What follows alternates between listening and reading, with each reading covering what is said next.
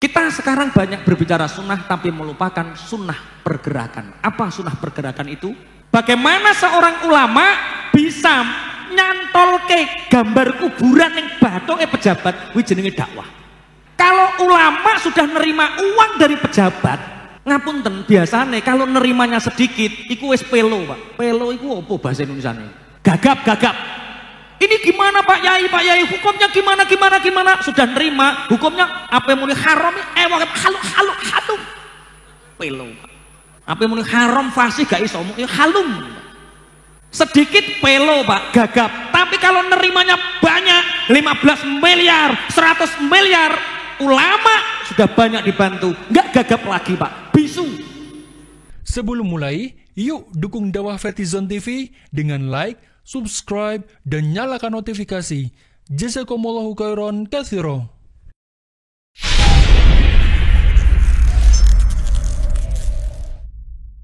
Bapak Ibu, kita hari ini banyak berbicara tentang sunnah. Tapi ada satu sunnah yang dilupakan, yaitu sunnah pergerakan. Ngapunten, ngingu jenggot niku sunnah napa mboten? Sunnah.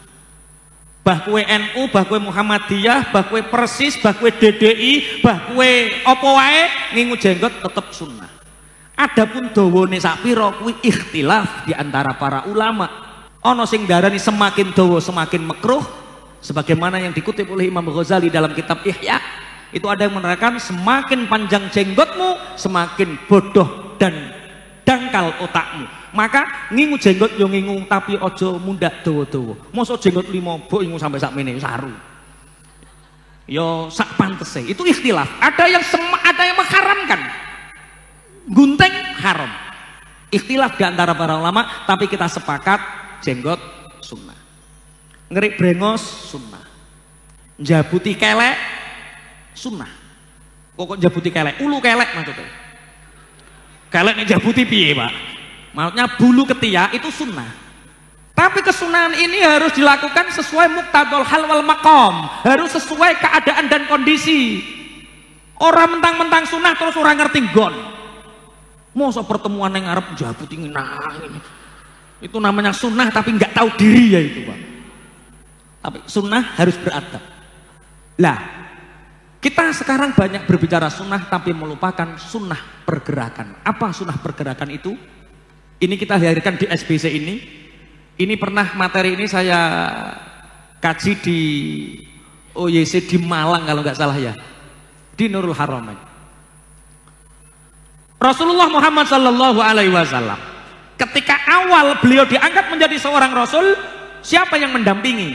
Sayyidah Khadijah. Siapa Sayyidah Khadijah? Saudagar, pengusaha. Awaluman amana bihi minar rijal. Dari golongan laki-laki yang masuk Islam yang pertama adalah Abu Bakar. Siapa Abu Bakar? Pengusaha. Abu Bakar ini mengajak temannya yang bernama Utsman bin Affan dan Abdurrahman bin Auf. Kedua-duanya adalah pengusaha. Ternyata ada sunnah pergerakan, yaitu pengusaha itu harus nempel sama ulama. Kalau pengusaha zaman Rasulullah nempelnya sama Nabi, sama Rasul, maka di akhir zaman ini pengusaha nempelnya harus sama ulama. Ini yang disebut dengan sunnah pergerakan. Apa itu sunnah pergerakan? Ngapunten Bapak Ibu yang hadir di sini, semua sahabat-sahabat pejuang SBC, kita itu harus tahu desain kita ini oleh Allah diciptakan sebagai apa. Kalau Anda gagal memahami siapa Anda, awake dhewe ra ngerti kok wong liya kon ngerti. Apakah Anda sebagai seorang ulama yang mulai SMP sudah di pesantren, dibesarkan di pesantren, puluhan tahun di pesantren? Ataukah Anda seorang politikus? Ataukah Anda saudagar pebisnis pengusaha? Harus tahu siapa jadi diri kita. Ini anak-anak yang masih bingung, labil, ini karena ngapunten. Di SBC ini komunitas pengusaha, tapi banyak yang startup, Coach. Dan ini kita harus tampung lah. Kalau enggak kita siapa lagi? Ada yang ikut SBC 4 tahun, belum naik-naik, ya enggak apa-apa. Tapi dia naik spiritualnya. Sholat tahajudnya semakin kenceng. Sholat duhanya semakin kenceng, sedekahnya kenceng tapi sedikit. Daripada nggak sedekah. Kita harus tahu siapa kita. Seorang ulama kah? Pemangku jabatan kah? Atau seorang saudagar? Makanya Allah itu menciptakan manusia ngapunten kita ini seperti HP. Di sini ada banyak fitur, banyak aplikasi. Kita sudah mendownload berapa? Kita fungsikan atau tidak? Ini pertanyaannya. Kita sebagai apa? Ngapunten. Kalau kita seorang kiai, saya kiai, ketemu sama utusan Darut Tauhid, kiai. Kalau kiai ketemu kiai, yang terjadi adalah majelis taklim, zikir, doa bersama. Ini kalau ustadz ketemu ustadz, gimana ini agendanya? Yuk buat majelis taklim, yuk zikir bersama, yuk. Akhirnya ini terjadi ketika kiai ketemu sama kiai. Hasilnya majelis taklim, zikir dan lain sebagainya. Ada lagi, kalau pengusaha ketemu pengusaha, yang terjadi adalah bisnis proyek. Cak Luk ketemu Mas Ahmad Rastani, foto bareng, buka apotek di mana? Aku wis ngerti statusnya mau yo. Cak Luk wis foto karo Kiai Sancu yo. Yang terjadi apa? Bisnis. Di sini ada 8.000 pengusaha hadir, baik offline atau online. Kalau kita pengusaha, pasti ngobrolnya proyek-proyek bisnis. Ini kita gimana ini? Bakul martabak neng Malang karo Bojonegoro ketemu. Martabakmu jenenge opo? Marmut. Martabak imut piye kabare? Wallahu a'lam. Shadaqallahul azim. Ketemu sama martabak Alibaba. Plek, proyek bisnis. Pengusaha ketemu pengusaha, maka hasilnya adalah bisnis proyek. Yang kedua, yang ketiga, politikus ketemu politikus. DPR P3 ketemu sama DPR PKS, ketemu sama DPR PKB. Apa yang terjadi? Bicara kekuasaan. Wes Mas Baim, wakil aja Mas Baim, aku bupatine aku, kata Mas Taufik. Ya enggak kok, kamu berani berapa? Ini politikus ketemu politikus, yang terjadi adalah bicara tentang kekuasaan. Kita sebagai apa? Apa yang kita perbuat untuk umat ini? Ini yang keempat. Kalau ulama ketemu politikus, yang terjadi adalah satu, dakwah. Saya ketemu bupati, Bu, Pak, ini kelihatannya anak-anak muda di jalan, tolong ada 10 pesan. Yang dulu yang menyampaikan siapa? Mas Baim atau siapa yang nyatatkan saya itu? Setiap ada calon bupati atau DPR datang, ini tolong ini digarap. Nggak usah macam-macam, ini digarap. Itu dakwah. Bagaimana seorang ulama bisa nyantolke gambar kuburan yang batoke pejabat, kuwi jenenge dakwah. Kalau bisa. Jadi apa tanda tangan iling mati. Aduh nek mati piye? Nggak jadi. Mau korupsi nek mati piye? Lah itu tugasnya ulama. Itu dakwah. Tapi kalau ulama ketemu pejabat, ketemu politikus nggak bisa dakwah, yang terjadi adalah legitimasi. Pak Eko datang, Ustadz tolong sambutan di partai saya, kemudian saya sambutan, oh Ustadz Toha sekarang ikut partai A. Itu legitimasi. Foto grek dikek ning kalender partai, legitimasi. Kalau seorang ulama dengan politikus nggak bisa dakwah, pasti yang terjadi adalah legitimasi. Makanya kita bahas, saya, Pak Pra, Pak Eko, Mas Baim itu sepakat bahwa Pondok Khazinatul Abror Bojonegoro itu kita bentuk sebuah sistem kemandirian sehingga kita tidak menerima bantuan-bantuan dari partai atau dari pejabat pemerintah. Bahkan sistemnya pun muadalah. Artinya muadalah itu secara statistik dia tercatat di Kementerian Agama, tapi tidak berhak untuk dibantu pemerintah. Kita mandiri. Mandiri kelembagaan, mandiri sistem, mandiri SDM, dan mandiri finansial. Kenapa mandiri secara finansial? Kalau ulama sudah nerima uang dari pejabat, ngapunten biasanya kalau nerimanya sedikit, iku wis pelo, Pak. Pelo iku apa bahasa Indonesianya? Gagap. Ini gimana Pak Yai, hukumnya gimana? Sudah nerima, hukumnya apa yang mulai haram, halu. pelo. Apa muni haram fasih gak iso, ya halum.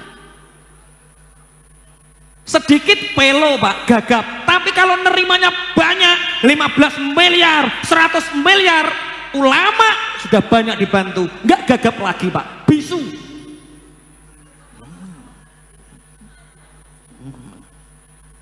Ini ulama ketemu politikus. Makanya di pertemuan GWU ini kita ingin menciptakan yang terakhir ini. Apa? Pengusaha, oh bukan, belum nih, belum.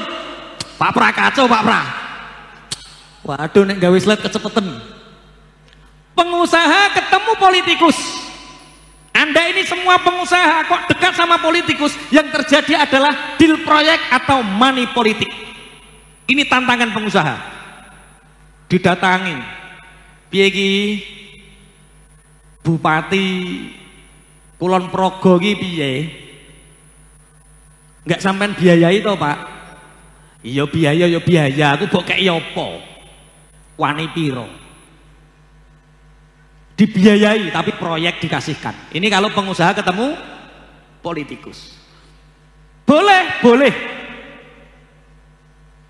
Artinya boleh pengusaha-pengusaha yang soleh, kalau nggak ada yang jadi pejabat, nanti jabatan ini dikuasai orang-orang rakus. Makanya Pak Eko ini 2024 harus jadi DPR Pak Eko. Karek golek pengusaha sapa sing gelem biayai.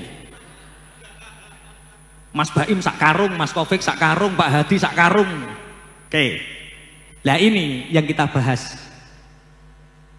Ulama ketemu pengusaha, bersinergi, kolaborasi, yang terjadi adalah sunnah pergerakan.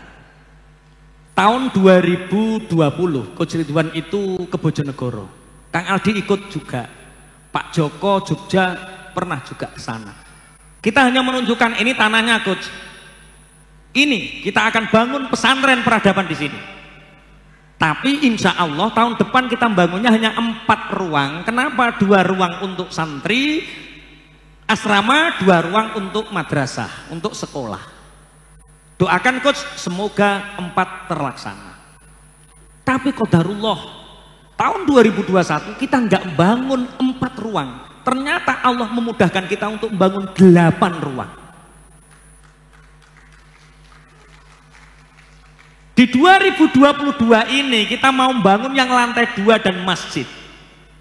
Sebenarnya proyek 2022 ini hanya 8 ruang ini, tapi dimudahkan oleh Allah sekarang kita membangun 8 ruang lagi. 2022 alhamdulillah 16 ruang terbangun. Karena apa? Sinergi antara pengusaha dan ulama. Yang dimaksud dengan apa? Sunnah pergerakan. Kalau ulama-ulamanya nggak didampingi pengusaha untuk visi misinya, kemudian didampingi oleh politikus, apa yang terjadi? Halal haram tidak ada Pak.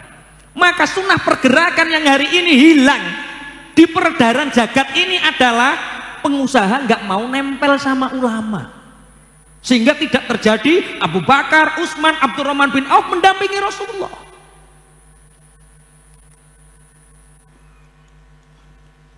Sunnah pergerakan adalah bagian dari cara kita menumpuk harta kita yang sesungguhnya, harta sebagai bekal untuk akhirat. Ini dalam ayatnya Allah, ma indakum yang fadu wa ma indallahi baqi. Apa yang kita simpan akan hilang, tapi apa yang kita persembahkan kepada Allah akan abadi.